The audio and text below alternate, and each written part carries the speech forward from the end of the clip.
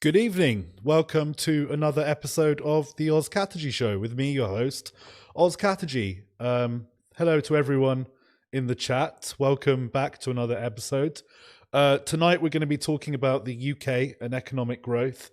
I know we have a mainly foreign policy focus, and there'll be some grumbling from my regulars that it's another British politics style episode, but persevere with us.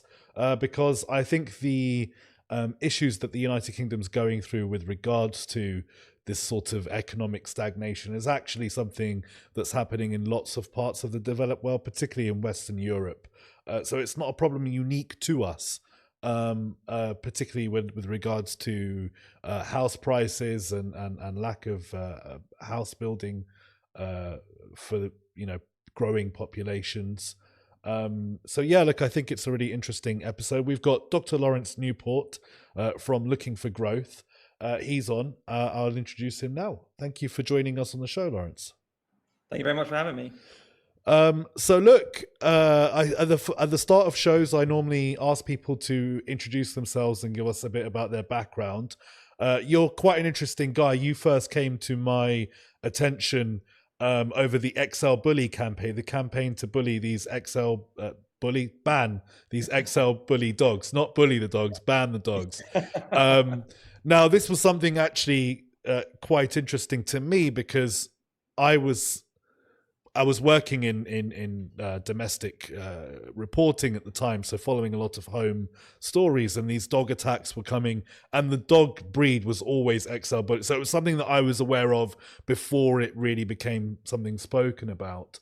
And it seemed an insane piece of legislation that we hadn't brought in. So I saw you were behind that campaign. That's how I first noticed you. But you've been interested in various sorts of public campaigns and stuff, but really this push for economic growth that you're seem to be focused on now is something that I think a lot of people in the UK can definitely get behind. Well, thank you very much. I mean, yeah, I am in a sense, and my career is essentially caused by government being completely unable to do the very basic things it should do. The bullies is one example. We actually had the Dangerous Dogs Act from the 1990s that banned pit bulls. Bully XLs are fight-winning pit bulls, inbred repeatedly for greater size and strength, so that they were triple the size of the standard pit bull, and then imported essentially legally into the country. All government had to do was either enforce the laws we already had by simply expanding the definition of pit bull to take account of this, or add them to the Dangerous Dogs Act, which is what they did eventually as a banned breed. But it took a national campaign and a lot of effort to get them to do this actually very simple thing that they had the powers already to do. And it was really a lesson for myself in it didn't matter if I showed them polls. It didn't matter that they agreed that this was something bad, that they knew they could do something about it, that it was popular. The only thing that mattered was making so much noise about the issue that it essentially became in the water around Westminster, in the water online, that they actually kind of, in very blunt terms, vibes were on and it felt okay to do it. And then they go, well, actually, and it's also the right thing, and it's actually also polls very well, and so on and so forth. That is unfortunately, was a very negative lesson for myself and actually how government functions.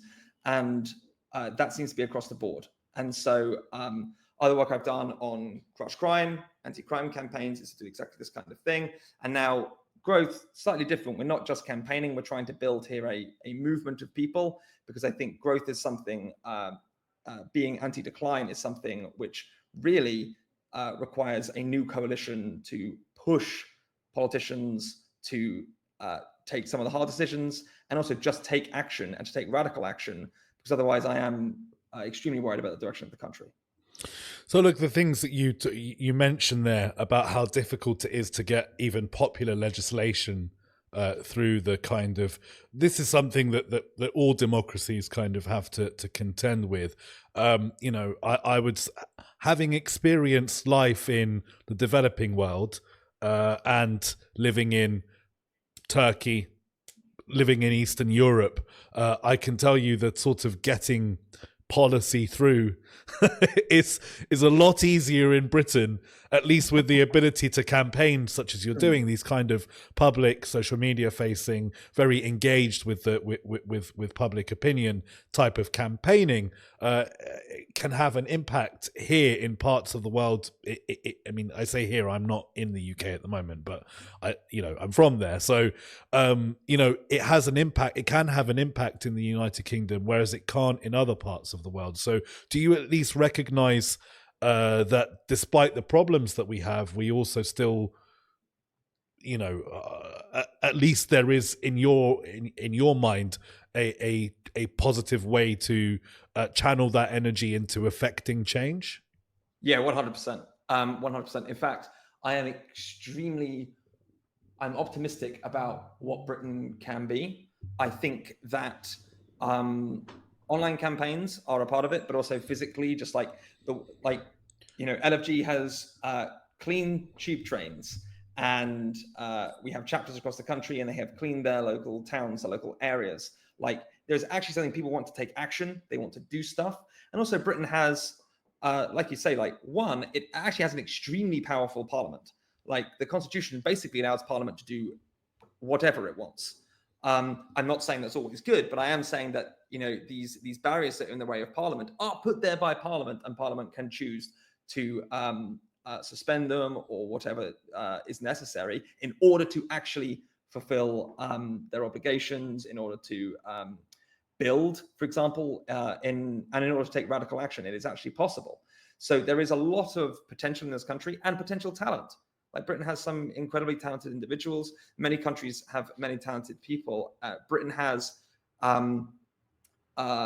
very talented individuals and very long historic institutions, which over time we are mistreating very poorly, which enable those talented people to do things, to get to places. And of course, we punch above our weight in startups. Even with all of the barriers against startups, which if we were to remove, I'm sure we would see talent stay here, rather than at the moment it is, unfortunately, for us, flooding abroad. So, I mean, one of the things that has been, you mentioned there how powerful our parliament is, and one of the frustrations I've had as a Labour voter, and again, if you'd have asked me 10 years ago, told me that I'd be a Labour voter and Labour supporter, I would have laughed at you. But these are the way the political chips fell over the course of my lifetime. But one of the frustrations I had, for one example, I wrote an article recently for Foreign Policy disagreeing with the prescription of Palestine Action, not because I don't think Palestine Action and their members shouldn't be prosecuted for the various crimes they have either been convicted of or alleged to have committed. It's that I said it shows a desperate lack of imagination for a government that has so many seats. We've already had legislation in the past to deal with antisocial behavior, with organized crime. That there are legislative levers that can be pulled, that can at least be talked about before we immediately say that there's no distinction between this group and a terrorist organization. So that was a frustration that I had, because again, I it's not like I was arguing from a place of we should do nothing about this kind of behavior. Breaking into a military base, as far as I'm concerned, particularly in a time of war, is an incredibly shocking thing to happen in Britain, and it needs to be dealt with on a national security level. So I'm not trying to downplay the seriousness of it, but that level of legislative engagement, and it's not something that's unique to Labour. Labour now, and Boris Johnson had a very large parliamentary majority, and he didn't use it to kind of implement the radical sweeping change that his government could have implemented should they want to. And now Labour is coming up against much of the things. A figure that hasn't, Dominic Cummings has nothing in common with Sir Keir Starmer. There couldn't be more diametrically opposed sort of people on the political spectrum, but they're butting into the same problems when it comes to economic growth. So maybe you could talk to us about what your perspective is on those issues that are facing any government, not just the Labour government now, but that are sort of barriers to building Britain the way we want to see it built and to growing the economy? What do you think those main things really are? So I think there is actually, exactly as you identify, there are foundational and fundamental problems, which I think this government found incredibly surprising. It wasn't too long ago. It was about this time last year. There were press reports of, the adults are back in the room. The civil service is very happy that, finally there is adult leadership, etc. And very quickly that changed. That changed extremely quickly. I believe by Christmas there were stories from Labour being leaked that they were saying Dominic Cummings was correct. Nothing here functions. Like that is an absurd, pathway for things to have taken, and for that pathway to have happened. I think part of this is the fact that we have systems that are fundamentally completely broken. You basically can name it, you can pick them. You name a department. There's ways in which this thing is foundationally busted. But let's take justice. The entire justice system, from policing to courts, is completely broken. The incentive structures, the ways that some of this flows down from leadership that is simply not called to account. We have a backlog of over 76,000 of our most serious criminal cases. It may take up to 4 years for victims to have a trial or see their rapist on trial. This is completely absurd, completely unacceptable. At the same time, we have a police recruitment crisis. We have police simply not following up on the vast majority of thefts that are happening, on the vast majority of thefts. I believe for snatch theft, people grabbing a phone or grabbing a bag and running off with it, the suspect identified rate is 1%. Now that's not conviction. That's just identifying a suspect. That is completely and utterly broken. You could do this. I mean, there are so many other examples in justice. A lot of this flows from, unfortunately, having systems where leadership does not in any way lose out if things go badly. In fact, as many civil servants will explain, you can end up being promoted out. Even with the recent leaking of names of potential informants in Afghanistan and costing several £billion hidden by the government, the person responsible for this, when asked by the press, will they be fired? The answer was basically no.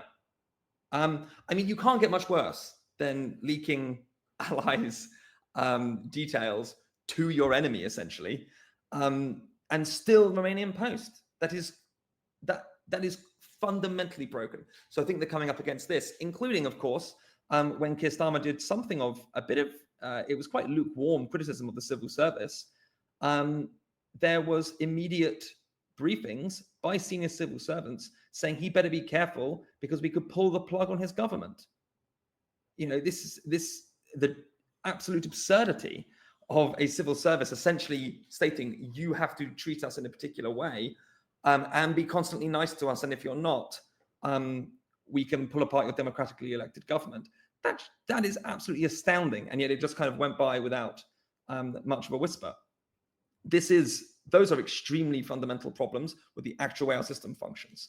You also have another type of problem, which is that the talent that we have as leaders and as politicians in general, there are exceptions, in general is extremely poor. They are not brave. They are not trying to look for bold, radical ideas to fix the country. There are many of them who view it strangely as a career, that they go in, that they get promoted, that they build up in this way and hope that they get a seat in the House of Lords afterwards or something like this. They don't look at it and think, well, I'm in, how do I fix the country? Everyone is looking for free outcomes. How do we fix the economy without making anybody annoyed? If you could do that, that might have already been done. The easy stuff is gone. You now have to make radical choices because all of that debt, both literally and figuratively, has piled up. So there are foundational problems to actually decision making, problems of talent, problems of keeping talent in politics. Very, very difficult to bring talent in. It's very public. The pay isn't particularly great, but you can put the pay to one side because you can do big things, you can make big changes. But it's very public, it's 24/7, it's constantly around you. And a lot of people who might want to do good things will find themselves hitting up barrier and barrier and barrier, even behind closed doors, from, for instance, civil service and otherwise, from departments resistant to change, from all this kind of stuff. And it just grinds you down, and eventually they leave. That is a very, very, very large problem, and is something which any government, any ambitious government, is going to have to tackle day one, essentially. And that is very, very difficult because you have a lot of people who have incentive structures to strongly oppose that. So those are some of the fundamental sides of actually changing things, and how difficult, even if you want to change anything, actually getting things done now in Britain actually is. But again, the power remains there. Parliament is sovereign. Parliament can do basically whatever it wants. So politicians are able to do it. So, I mean, look, one of the interesting things you talked about there was about the sovereignty of Parliament. And for our foreign viewers, they may not understand that the civil service is sort of, in our country at least, these are people that are supposed to be politically neutral. But it also means that governments find it very difficult to be seen as politically intervening to move a civil servant on in one direction or another. And yeah, I mean, look, again, this is so the argument that you're making effectively is that Parliament should be able to reform the civil service, even going as far as, you know, changing the civil service and the way that it functions to be better aligned with Parliament. Again, that would go against the grain of the sort of political tradition of the British government for many, many years. But look, one of the things that I wanted to ask you, and I do want to bring up questions such as Brexit and immigration on the debate further down the line in the show. But there seems to be two main schools of thought here. One is borrowing, and the other is, you know, borrowing and raising taxes to raise revenue, and the other is cutting spending so these are the two kind of things that have happened. And one of the things that we didn't talk about, we mentioned the civil service, but we haven't talked about the markets. Now we have two different approaches from the last Truss government and, you know, this more technocratic approach from Starmer that's trying to not upset the civil service and not upset the markets, not tax too highly and not cut too much, and trying to please all sides, really, which is kind of the thing about Starmer, I guess. As a Labour voter myself, I feel quite comfortable saying. So what is your approach? What is LFG's approach to these questions? Because again, you can't have it both ways. There's going to have to be a give to the take, right? So what is it that you guys believe needs to be done? And, you know, what are the arguments that you have of, you know, in favor of upsetting the large parts of the population that it will upset? One thing that particularly bothered me as a young person growing up in the United Kingdom who doesn't come from a wealthy background is the amount of money that goes not to the wider welfare bill, but in large parts to pensioners who don't need the money, who are wealthy already.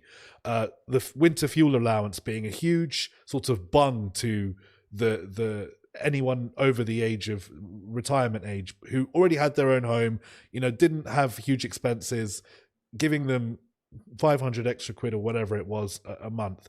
Getting rid of that payment seemed like a way of freeing up part of the budget, and the reaction to that from the public was enormous. So that's a policy that I particularly supported, that I've had to see rolled back because, you know, you can't get anything done in Britain because you're going to piss someone off, and complaining in Britain. They don't want to do that, and they just don't want to do that. I mean, so the I think there's reasons why that was not a good political choice. There are fights they're going to have that are going to take a lot of energy, and it's whether or not it's how much money are you actually going to save, and what can you redeploy, and how like there's a lot of ways of thinking through that, and I don't know if that was actually the right fight for them to pick at the moment they picked it. There's a lot of other stuff that they could make big headway on, probably get the exact same level of pushback, but actually make big changes. But LFG's approach, very much so when we launched, and actually over the last few months in particular, Labour came in talking repeatedly about growth, about Starmer even says, I don't pull the tax lever, I pull the growth lever, and this is a sensible thing to do. It's actually what's required. So I know you mentioned there Truss, and really, obviously a big issue with Truss was Truss came in, announced a bunch of tax cuts, and said, "Don't worry, I'll do supply side reforms later." But like the markets do not think that's credible, and there's good reason for them not to think that's credible because we don't do it. We haven't done it in decades. And this is the debt that we are accruing in both the literal and figurative sense, is that we are not actually building things in this country. In order to grow your economy, you have to actually let things happen.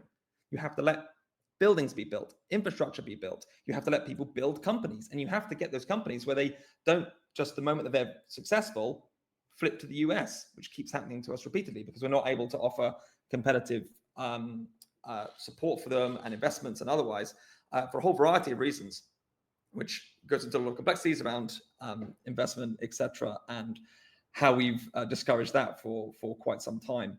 But LFG's approach very much is like, we actually need to fix the foundational problem.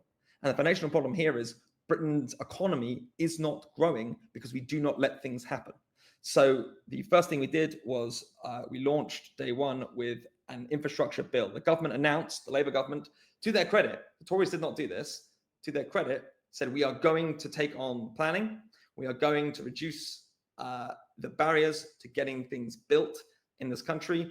And we actually put out, before they released their bill, a few months later they released their bill, we put out an infrastructure bill that literally puts out, okay, if you really want to do this, if you passed our bill, you could build nuclear power stations, overhead electricity cables, and AI data centers from 6 months of passing this bill. Essentially, you could just say yes and get it started. We have had, over the last 2 years, just last year, we had the highest energy prices, industrial energy prices in the world. We have made terrible choices in not having a sustainable grid, by which I mean, our prices are because of the Ukraine crisis, because of the war. Our prices are now sky high. We don't have anything to fall back on.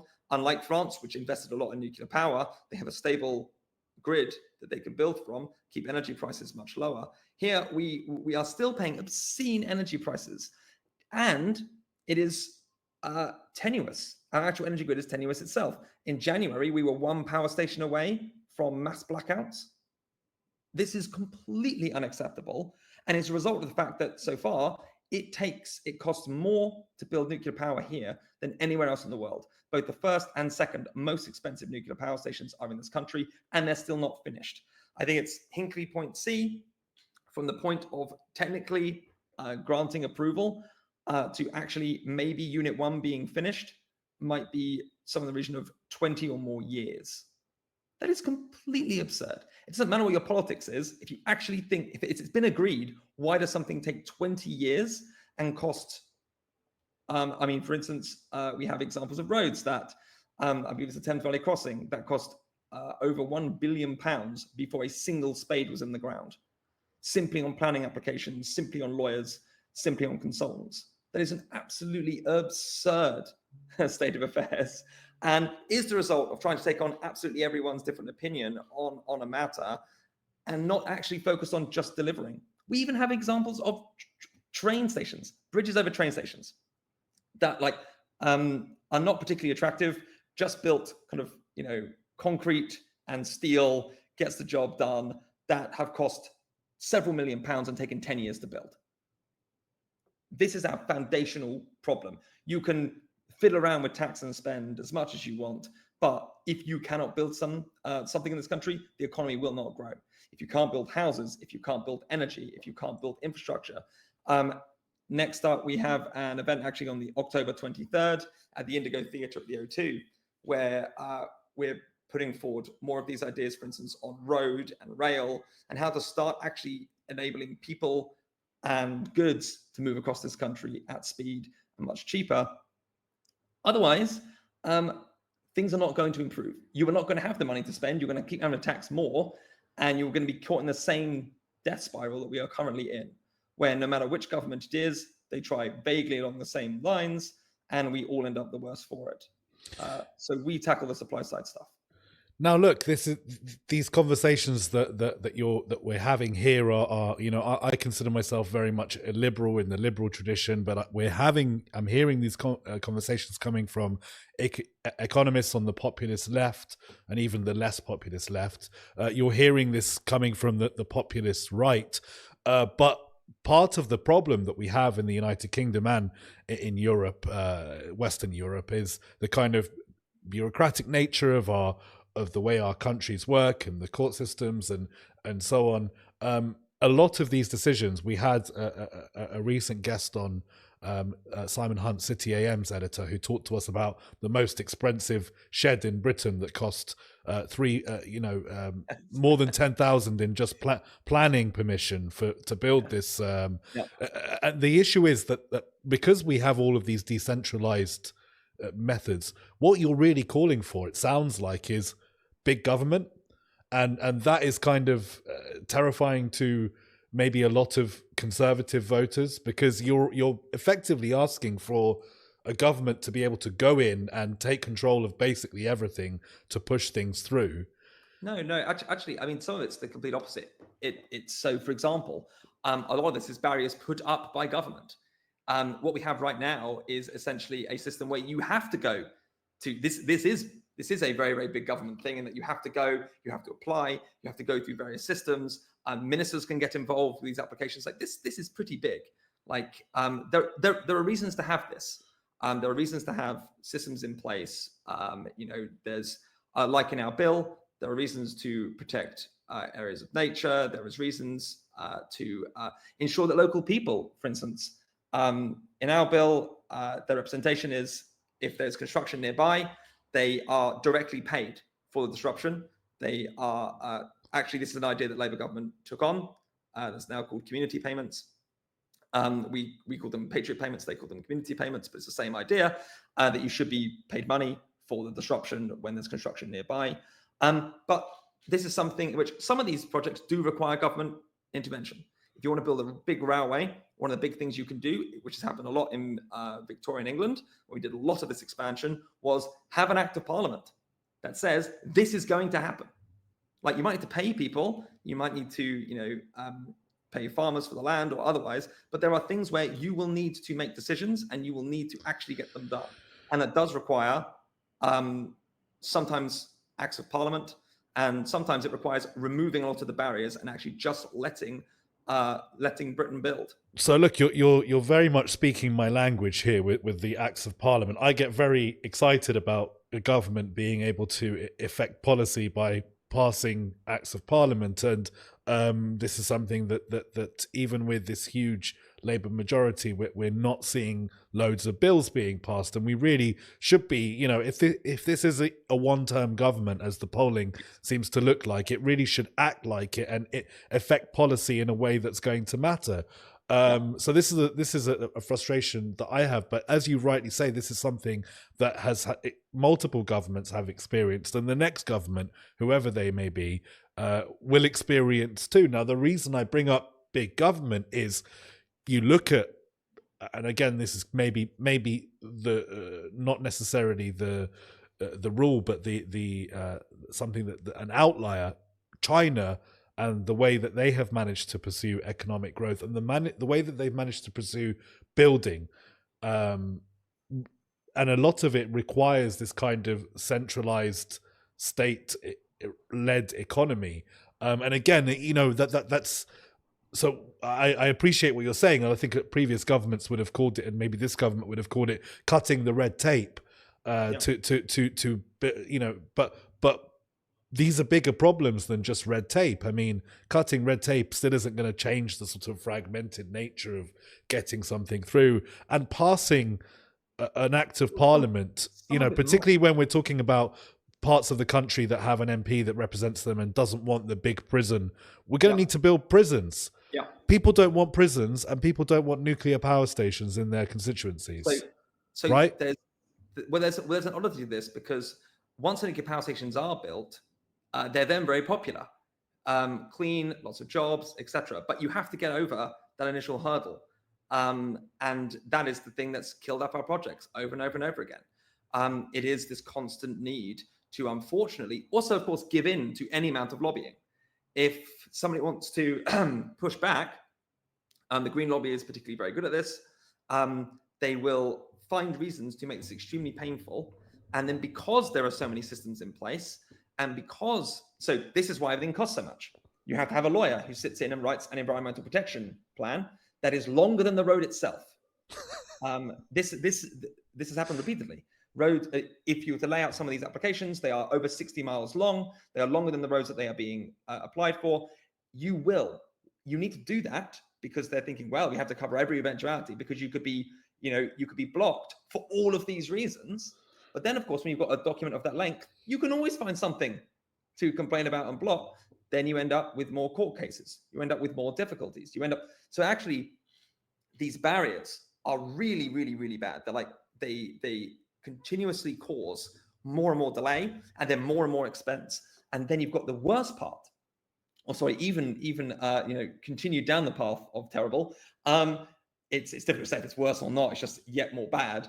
A lot of these projects end up delayed, hanging around for years, and the companies that were hiring people to be a part of this, to build, suddenly have to get rid of everybody, and then that talent leaves or moves away, or simply gets their jobs, and then the government wants to decide, actually, no, we actually do need it, and we're going to go ahead with it now, and we actually let you do it. And then you have to try to hire everyone back in. So these contracts are very uncertain. So companies charge more and more money for it. So you're paying lawyers, you're paying the companies more, you're paying consultants more. In many of these cases, the taxpayer is funding the court cases that are used to challenge these building projects. So this is all red tape, for sure. This is all red tape, but it's also all the stuff on top of it that is a result. Some of it you can, for instance, if there is a major infrastructure project, government could literally do a tailor-made bill and simply say, no, we are building this. This thing is happening. It is going to happen. All steam ahead. I don't think that's suitable for building an entire country, but it is a method that you can use for major infrastructure projects. And I think that's probably something that they really should do. On the other side, we can say streamline, but in actuality, it's not streamline. We need to completely rebuild the planning system so that it actually functions, and we don't have to pay absurd amounts for homes. We don't have to pay the highest energy price in the world. We don't have to see, like with the steel industry, one of the reasons why that's so expensive is energy is so expensive. Like this is a problem which affects every part of every aspect of life, and we all pay for all the time. And it requires government having the guts and the ambition to say, like you say, like they're in right now, this is going to be a one-term government, it looks like. So we might as well actually fix the country. I'm amazed and incredibly disappointed that Sunak's government, when it was obvious to them, still didn't do this. And I am very concerned that Labour is copying the exact same playbook and will simply not just fix the country and stop trying to find dollar bills just lying on the floor. If they were there, someone else would have done it.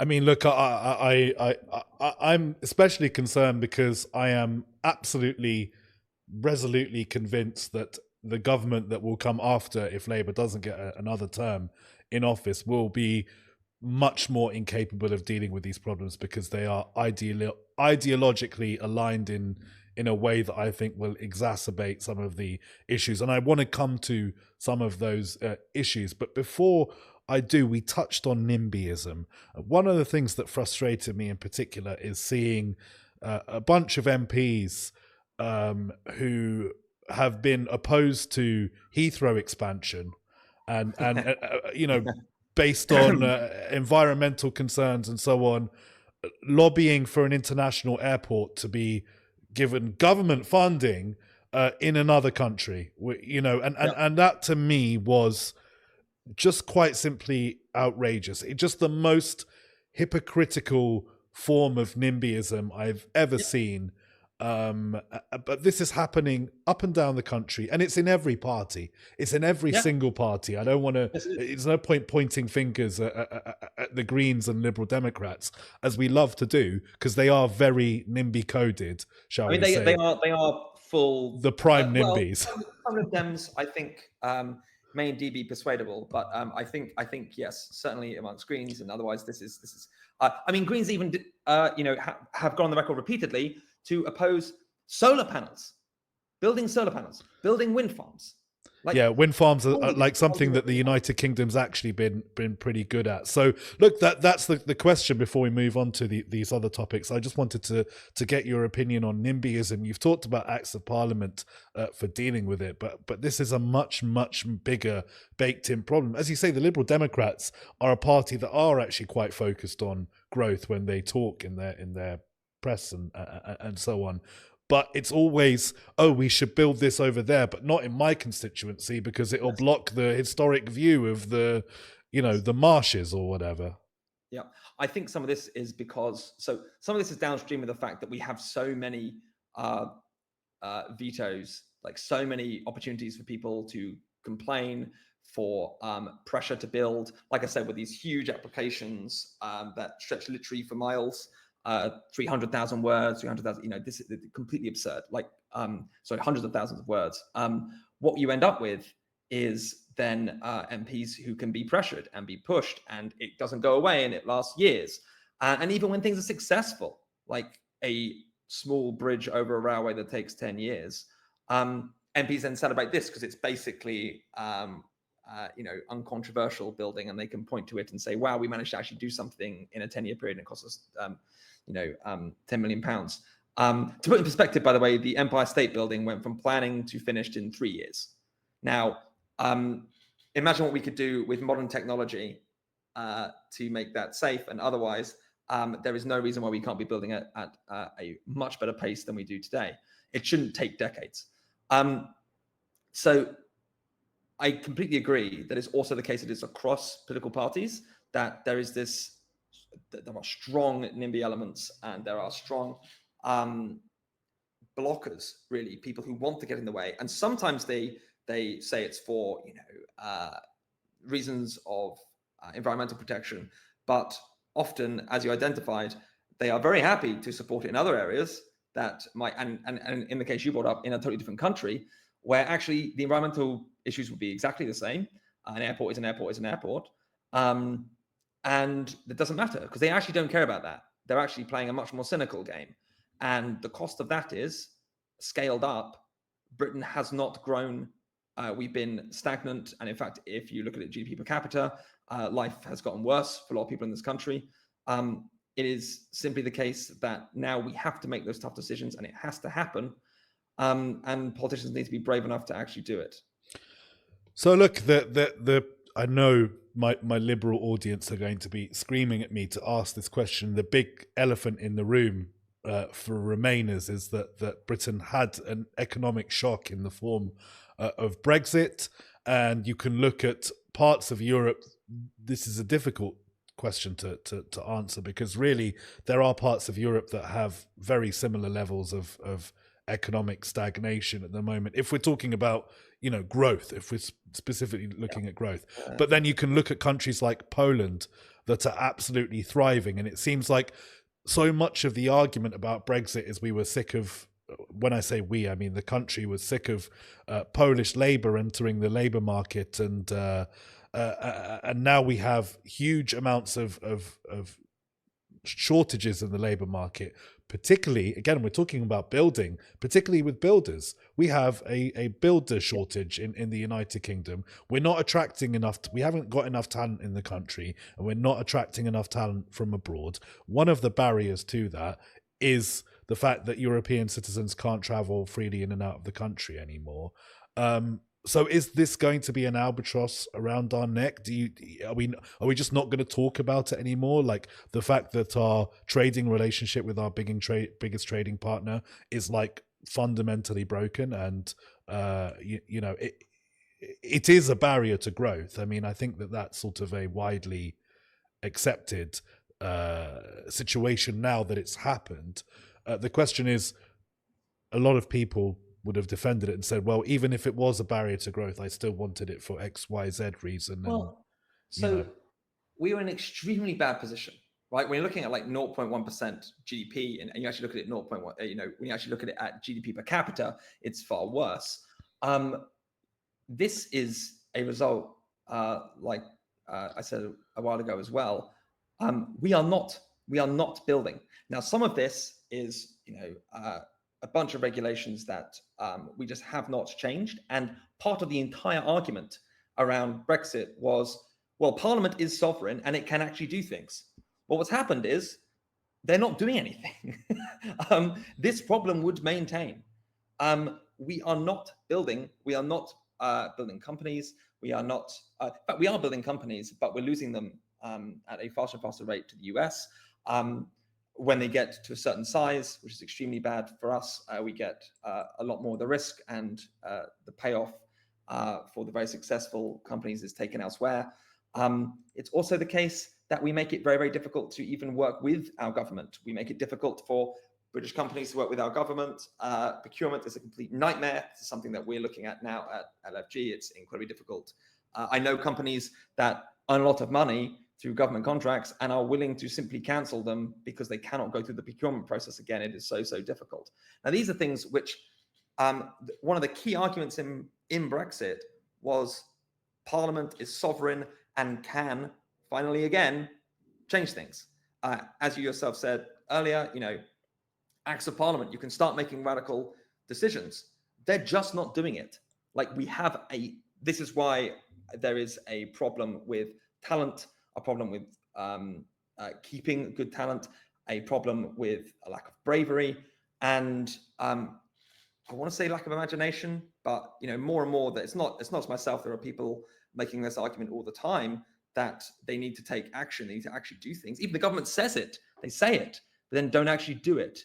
So there is actually a lot of potential upside, an extreme amount of potential upside in our situation in terms of just how much our constitution allows us to do, but it does require people to actually do it. And that is what we are not seeing. And that includes with a government with, as you say, an extremely high number of seats, and they are simply choosing to do nothing. Well, look, I want to say that I do fundamentally agree with you on the things that you've said there, but I do want to press you again on this because look, I have friends who have their own businesses, and trying to sell stuff to Europe now has become a disaster for many of them because of the regulatory issues they now have ahead of them. And we can talk about building, and there are loads of things that you and I seem to agree on with regards to legislation, how government works, the civil service, reform. There's all sorts of things that we agree on here. But a large thing here still hanging over the British economy is that our growth is hampered by the fact that we now have this barrier in our trading relationship that wasn't there before, and we still haven't again, I'm talking about friends who've moved across Europe to sell better to Europe than because they don't want to live in England anymore because it's so difficult to sell abroad. We've had big Brexit supporting tycoons who promised to build in Britain, and as soon as we Brexited, they moved their factories to other countries. Like, whatever the sort of the strong political feeling that they haven't gone away, these fault lines will exist in British politics going forward. But we're talking about the economy and economic growth here. This is numbers. This is mathematics. It's not like vibes based, right? So it isn't, right? So this is. It is for politicians. I mean, but I agree with you. Yes. So it is a question that I need to keep bringing back. Like, to really generate growth in our country, do we not need to talk about this alignment with our trading partners? I think I'd be extremely interested to actually know a little bit more about the trading frictions. That is something which would just be actually really interesting to know. I don't know the various trading restrictions. I know some of them, but actually I'm sure there's a bunch of stuff that we can dig into here that is actually solvable. That is something which I would not be opposed at all to looking at LFG. we're actually building up more and more policy, and trade barriers might be something to look at. Hey, well, look, I look forward to hopefully seeing you come back on this. Well, look, we've Actually, also, though, if you're saying that you also know people in this position, please do pass them on. I would like to talk to about like what is actually happening, what's happening on the ground, what's getting in their way, and let's work out a way that potentially we could solve this. Like, we have to grow this economy. We have to actually end decline. We have to actually save Britain, and that requires building, and it requires, of course, also building companies, building things that people want across the world. Look, I think we all, particularly if you've spent a long time in the kind of opposition mindset to now finally being, part of the government, and still facing those same frustrations that, trying to seek consensus across party lines, across different barriers in the United Kingdom, different groups, is really important. So I do think that these kinds of conversations that we're having is important, and I hope yeah, sure. Can I ask? You said before that you're a Labour supporter now, Mm-hmm. and that surprised you. What was your politics previously? I was a Liberal Democrat before, and before that, I was God damn me for saying this in public, but I voted for David Cameron. I came out of university during the economic crisis, the financial crash, and my big opposition to the Conservatives my whole life, because the Conservatives have been this sort of social conservative that went against all of my liberal, feelings about things. So with Cameron, when I was young, I'm not saying that I still agree with what the position that I held then, but he was talking about wanting to grow the economy, which appealed to me as someone who was trying to find work in an economy that had, completely tanked. Yes. But the big huge thing was, hey, we're not going to be nasty about gay people or immigrants, or it took that. We are going to detoxify our brand, for me as a liberal to be now the thing is, I should be the kind of voter, really, because it's weird that I talk about politics, but and I spend so much of my life talking about it, but I'm not a tribal voter. I am someone who would switch parties, and I have switched parties. I've voted for the three, major parties over the course of the last 20 years, flitted back and forth between them, because again, I will vote for the most competent liberal who is going to do things that I generally support, which maybe doesn't align with, that might be shocking and horrific if you're a, hardcore Labour loyalist and, see someone like me in your party. What does it say about the kind of view? But that's just the way I view politics, is a means to an end. I don't view politics as something that I do because I'm part of a tribe and I want that tribe to win, right? I'm extremely. It is very, very frustrating when people want to treat politics like a sport. I think this is something like it means a hell of a lot, and we have to get this right. Like, you can disagree on stuff, but like you actually have to disagree on the actual fundamentals, or disagree in actuality rather than simply because whatever loyalty tests are being done right now. Very interesting. I think it's also the case, right, that like it or not, David Cameron had a very clear economic story that we will do this thing in this way. This is something that actually we have not seen since. Well, we're not talking about his story anymore, which was we need to deal with our national debt and the deficit. I haven't heard the word deficit. I haven't heard the word deficit in like 10 years. Do you know what I mean? No one's even uttered the word deficit, right? Yeah. And of course, then there was the scrambled end to austerity, and all of this. It's I don't know, and I think it's difficult to construct. I thought Labour was going to be pro-growth in the sense of like, let's do planning reform, and now the planning reform bill that they spent so much effort and so much time on, they had lobbying, a lot of lobbying pushes from green groups. That was incredibly intense. We heard about this. We leaked that there was meetings happening, that ministers seemed to be giving in, and because of that, this was the government.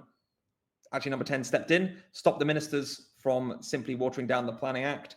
But then only a few weeks later, when it goes to the House of Lords, it is actually watered down again. The watering down goes ahead anyway. And then what do we see a month ago? Stories that Keir Starmer is apparently frustrated that planning is so slow, and they might do a second planning bill. Like, what is the direction of the government? What are they actually trying to do? What do they think the country should look like? Like, these are actually pretty fundamental questions, and it is absurd that they were out of power for so long and did not have a plan when entering in number 10. So look, I know I promised to keep you no longer than an hour, so I want to dip into the comments because you've given us quite a lot of your time and you fleshed out your thoughts here. So I hope really people giving you a chance to put your case forward. We've got here from RGB RVB saying nuclear energy is a special case because it's something that's going to cost a lot of money to build, whatever the effort is put into increase efficiency. I think that's fair. George Against the Machine saying less government he wants because he's a diehard Tory.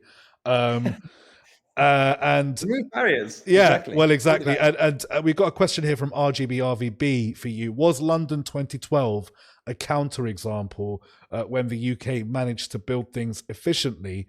And I'm not sure that West Ham fans would maybe agree with you that was an efficient process. But look, we do have a current example of the Old Trafford redevelopment. When the local government, Andy Burnham and the Manchester Council, when they agree with a project and they want to see something done, totally. It seems like there is scope to get something done more quickly, right? Surely football stadiums are something that we're actually very good at building quite quickly. Yeah, I mean, although of course we just saw recently in Barnet that they wanted to build a new stadium, and some of the objections are that the floodlights might be a bit too bright. So NIMBYism must be destroyed. It must be destroyed. We're talking to people who ran a festival for 30 years on common land, and on 1% of a common land. It's a kite festival with families, and because a rare flower grows on this common land, the 1% of the area that they use, the flower grows everywhere, but it's also on this 1% land. This 30-year festival had to be cancelled because they're worried about the mowing regime. I think it is the case that certainly things have gotten worse and worse and worse over time. I don't know. There are some examples of Britain still managing to do things efficiently. We saw it in COVID. I think COVID is one of the biggest, recent examples. Hospitals built within weeks. Like, it is actually possible. We can actually do it when push comes to shove, and when we choose to. It is possible. It just shouldn't have to take warlike footing for us to, for instance, I agree nuclear power is expensive, but why is it more expensive than anywhere else on planet Earth to build it here? And it takes 20 years to build one part of it, literally decades to go from approval to getting spades in the ground and then getting it actually finished, even phase one of it. Absurd. That is an absurd reality. Yeah, look, I totally agree. And look, there are some things that you've done that for example, you already touched upon it, the cleaning the tubes. And you did that with Tom Harwood, a man who I've had many a rigorous disagreement with over politics. But I did look at that and I was like, well done, guys. You did something that was actually something that most people agree with. No one wants to see graffiti on the tube. I'm someone who quite likes graffiti, and I think there is a time and a place very much for graffiti. And I think there are some very beautiful pieces in London that are good for it. But I don't want to see vandalism, basically. I think there is a difference between street art and vandalism, and I do think that. But the reason I bring up that campaign is, look, you and I very much agree on this NIMBY problem, and I just think that we aren't actually doing enough to highlight how absurd these things are.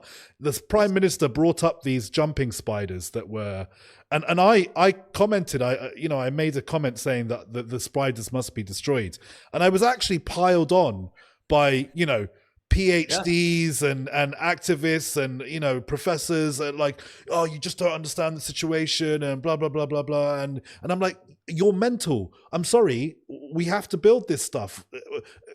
we're talking about not building electricity pylons for clean energy because it might disrupt some grassy fields. It drives me mad. So I just think, yeah. And we pay for those cases. Of course, the government pays for it all. Yeah, we fund them. There was that story brought up in the press of this one guy, this campaigner, who's like blocked several hundred infrastructure projects just by, he's a professional litigator. That's all he does. He just launches litigation against the government.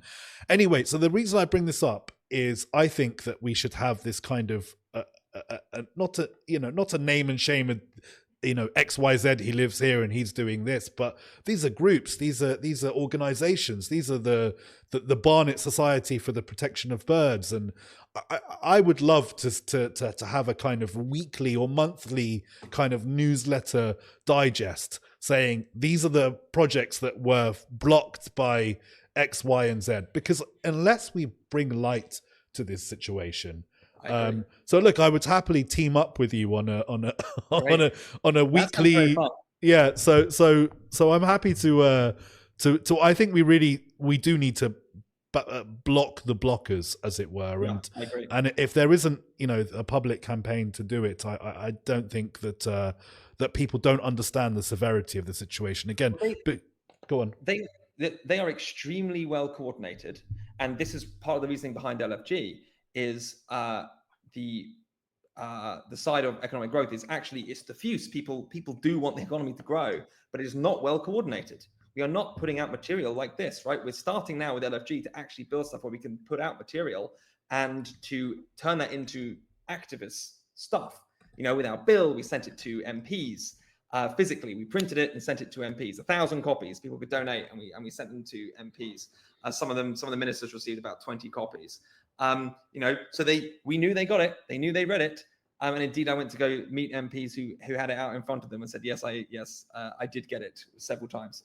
To try to bring attention to this, to try and make as much noise as possible. There are some good groups doing this.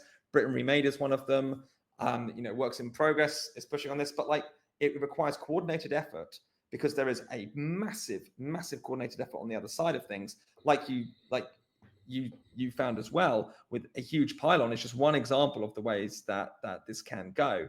And it did happen in the bully campaign. I had to deal with massive objections from the entire charitable sector in that area. I was against, despite all the evidence, huge mailing lists and millions of pounds.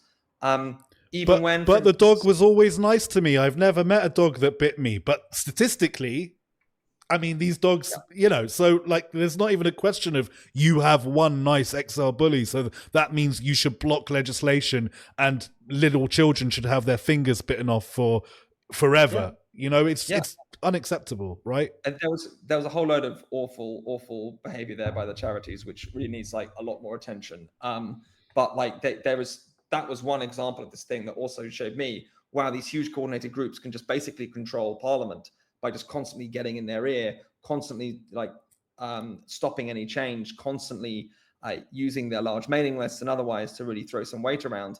And I'm sure to them, they don't feel that way at all. But the reality is this is how our country, if you look at what actually happens day to day, we don't build. And the reason is chiefly because there is a well-coordinated lobby against it. Well, look, those are special interest groups and they have their special interests that they're trying to protect. And I really think that what I want to support is we have a special interest.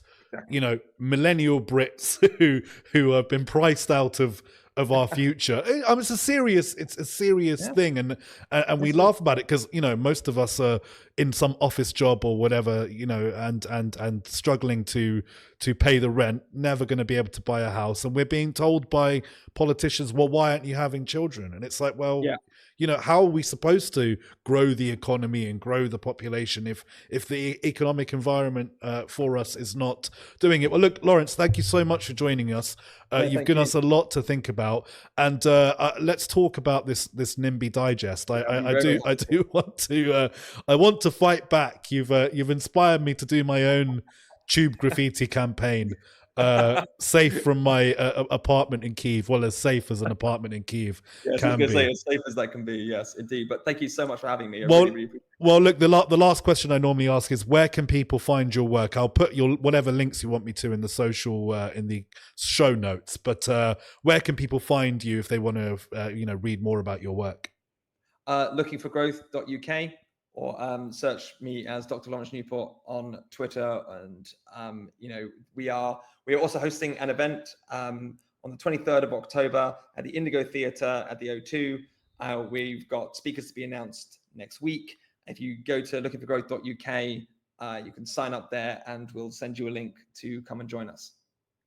Thank you so much, Dr. Lawrence Newport from Looking for Growth. Thank you for joining us on the Katerji Show. Good night. Thank you.